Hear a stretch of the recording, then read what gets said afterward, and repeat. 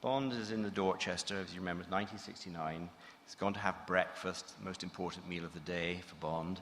And he's a bit hungover, of course, and he thinks he's got a touch of flu coming on, sore throat and all that. So here we go. In the dining room of the Dorchester, Bond ordered 4 eggs scrambled and half a dozen rashers of unsmoked back bacon, well done, on the side. He drank a long draught of strong black coffee and lit his first cigarette of the day as he waited for breakfast to arrive. He'd been given the same table that he'd occupied at dinner the night before. The woman had been sitting to his left, 3 tables away, and at an angle of the room so that if Bond turned his head slightly, they had a good view of each other. Earlier in the evening, Bond had drunk 2 dry martinis in Fielding's, the private casino, where he'd managed to lose almost £100 at Chemin de Fer in about 20 minutes, but he wasn't going to let that spoil his night. He had ordered a bottle of Tattinger Rosé 1960 to go with his first course of pan-fried Scottish scallops, and as he had raised the glass to himself, silently wishing himself a happy 45th birthday, he had spotted the woman lifting her glass of champagne in an identical self-reflecting gestural toast. Their eyes had met. Bond had shrugged, smiled, and toasted her. Amused, she toasted him back, and he'd not thought about it further.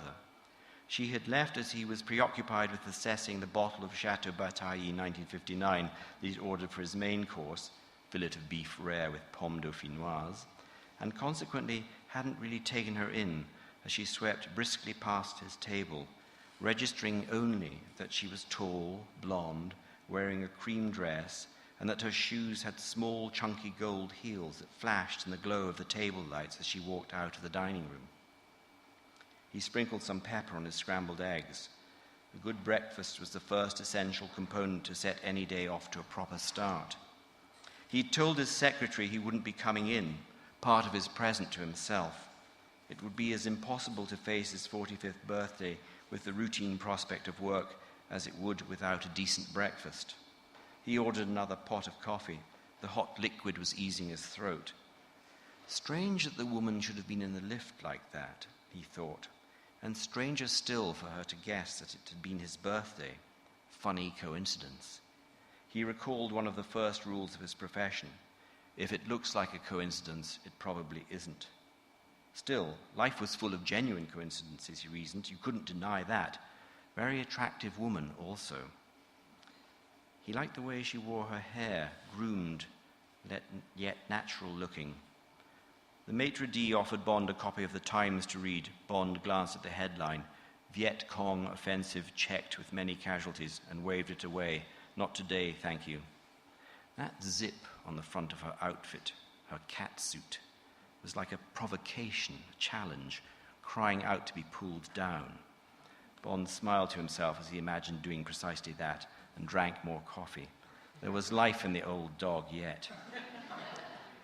He returned to his room and packed up his dinner suit, shirt, and underwear from the night before. He threw his toilet bag into his grip and checked that he'd left nothing behind. He needed a couple of aspirin for his throat, he thought. The coffee had soothed it momentarily, but now it was feeling thick and lumpy. Swallowing was uncomfortable. Flu? A cold? Probably. He had no temperature, thank God.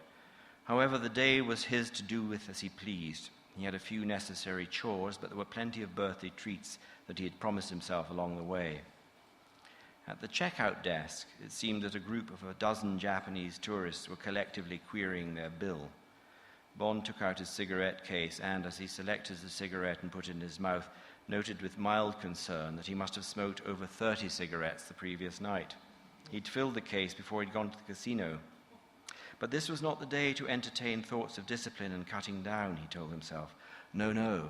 Today was the day for judicious self-indulgence. Then, as he fished in his pocket for his lighter, he smelled Guerlain's Shalimar once more, and he heard the woman's voice again. May I trouble you for a light? As Bond lit her cigarette, she steadied his hand with 2 fingers on his knuckles. She had a small cream leather traveling bag at her feet. She was checking out also. Coincidence? Bond lit his cigarette and looked squarely at her. She plumed smoke sideways and returned his gaze unperturbed. "Are you following me or am I following you?" she said. "We are seeing rather a lot of each other, you're right," Bond said. He offered his hand. "My name's Bond, James Bond." Has to be there. "Bryce Fitzjohn," she said. They shook hands. Bond noticed that her fingernails were cut short, unvarnished. He liked that. and her grip was firm. "Do you always celebrate your birthdays alone?" she asked. "Not always," Bond said. "I just didn't feel like company this year." She glanced up as the phalanx of tourists began to move away. "At bloody last," she said. There was a hint of an accent, Bond thought. "Bryce Fitzjohn, Irish?" "After you," Bond said. She opened her handbag and took out a card, offering it to him. "I end my divorce celebrations with a cocktail party," she said. "It's at my house this evening. A few amusing and interesting people. You're most welcome to come. We start at 6 o'clock and we see how it rolls along from there." Bond took the card, a small alarm bell ringing in his head now. The invitation was overt. The blue eyes were candid. "I'd like to see you again," was the message, and "there might be some sexual fun to be had" was the subtext. Bond smiled apologetically, pocketing the card anyway. "I'm afraid my day is spoken for," he said. "Alas." "Never mind," she said breezily. "Maybe I'll see you here next year. Goodbye, Mr. Bond." She sauntered to the checkout desk, Bond noting the lean perfection of her figure rear view. It had been the correct thing to do in terms of proper procedure, but at the same time, he wondered if perhaps he'd been a bit hasty saying no quite so unequivocally.